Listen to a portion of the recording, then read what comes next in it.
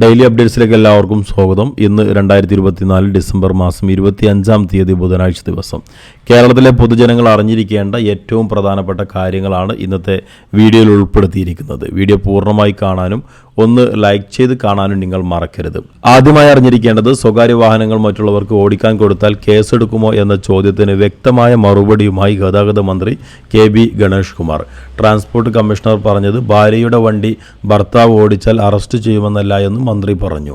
പണം പറ്റിയ ഒരു ബന്ധവുമില്ലാത്ത ആളുകൾക്ക് വണ്ടി കൊടുത്താൽ അത് കുറ്റകരമാണ് എന്ന് മന്ത്രി വ്യക്തമാക്കി.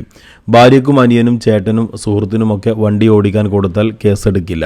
പണം പറ്റിയ ഒരു ബന്ധവുമില്ലാത്ത ആളുകൾക്ക് വണ്ടി കൊടുക്കുന്നതിനെ കുറിച്ചാണ് പറഞ്ഞത്. പൈസ തരാനുള്ള ആളുടെ വണ്ടി പിടിച്ചു വെച്ച ശേഷം ഓടിക്കാൻ കൊടുക്കുകയും അത് അനുവദിക്കില്ല എന്നും മന്ത്രി വ്യക്തമാക്കി. വായ്പ കൊടുത്തിട്ട് അടവ് മുടങ്ങിയാൽ അത് പിടിച്ചെടുക്കുന്ന പതിവ് നമ്മുടെ നാട്ടിലുണ്ട്.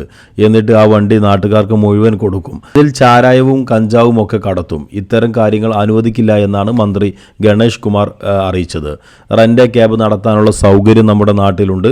രജിസ്റ്റർ ചെയ്ത ബോർഡ് വെച്ചിട്ട് ആർക്ക് വേണമെങ്കിലും നടത്താം. സ്വകാര്യ വാഹനങ്ങൾ മറ്റുള്ള വ്യക്തികളുടെ ഉപയോഗത്തിനായി പണമോ പ്രതിഫലമോ വാങ്ങി വാടകയ്ക്ക് കൊടുക്കുന്നത് മോട്ടോർ വാഹന നിയമപ്രകാരം ശിക്ഷാർഹമാണ് എന്നും മന്ത്രി വ്യക്തമാക്കി. രണ്ടാമത് അറിഞ്ഞിരിക്കേണ്ടത് 2009 വിദ്യാഭ്യാസ അവകാശ നിയമം ഭേദഗതി വരുത്തിയ കേന്ദ്ര സർക്കാർ പുറത്തിറക്കിയ വിജ്ഞാപനം കുട്ടികളുടെ പക്ഷത്തു നിന്നു മാത്രമേ കേരളം പരിഗണിക്കുകയുള്ളൂ എന്ന് പൊതുവിദ്യാഭ്യാസ മന്ത്രി ശിവൻകുട്ടി അറിയിച്ചു. 2020 ദേശീയ വിദ്യാഭ്യാസ നയം മുന്നോട്ട് വെക്കുന്ന 5ലെയും 8ലെയും പൊതുപരീക്ഷകളെ തുടർന്ന് കുട്ടികളെ പരാജയപ്പെടുത്തുക എന്നത് സർക്കാർ നയമല്ല, മറിച്ച് ആവശ്യമായ അറിവുകൾ കുട്ടികൾ നേടുന്നുണ്ട് എന്ന് ഉറപ്പുവരുത്തുകയാണ് എന്നും മന്ത്രി വി ശിവൻകുട്ടി അറിയിച്ചു. കഴിഞ്ഞ ദിവസം കേന്ദ്ര സർക്കാർ കൊണ്ടുവന്ന ഭേദഗതിയിലൂടെ 5ലും 8ലും വേണമെങ്കിൽ കുട്ടികൾക്ക് ഒരു തവണ കൂടി പരീക്ഷകൾ എഴുതാൻ അവസരം കൊടുത്ത് എന്നിട്ടും വിജയിക്കുന്നില്ല എങ്കിൽ 1 വർഷം തോൽപ്പിക്കാമെന്ന് പറഞ്ഞിരുന്നു. എന്നാൽ അതിനോട് കേരളം യോജിക്കുന്നില്ല. കൃത്യമായി ഓരോ ക്ലാസ്സുകളിലും ആവശ്യമായ അറിവുകൾ കുട്ടികൾ നേടുന്നുണ്ട് എന്ന് മനസ്സിലാക്കി അവർക്ക് തുടർ വിദ്യാഭ്യാസം നൽകുക എന്നുള്ളതാണ് കേരള സർക്കാരിൻ്റെ നയമെന്നും വി ശിവൻകുട്ടി അറിയിച്ചു.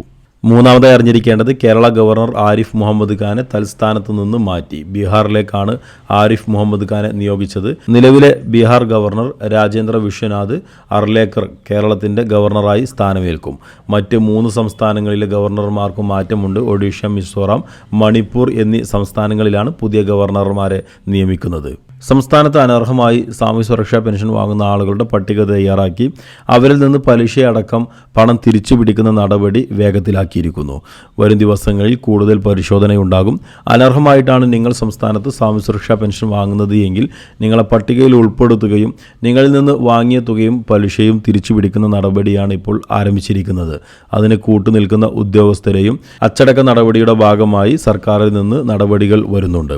ഡെയിലി അപ്ഡേറ്റ്സ് ഇവിടെ പൂർണ്ണമാവുകയാണ്. മറ്റൊരു ഇൻഫോർമേറ്റീവായ വീഡിയോയുമായി നമുക്ക് വീണ്ടും കാണാം. വീഡിയോ പൂർണ്ണമായി കണ്ടതിന് എല്ലാവർക്കും നന്ദി.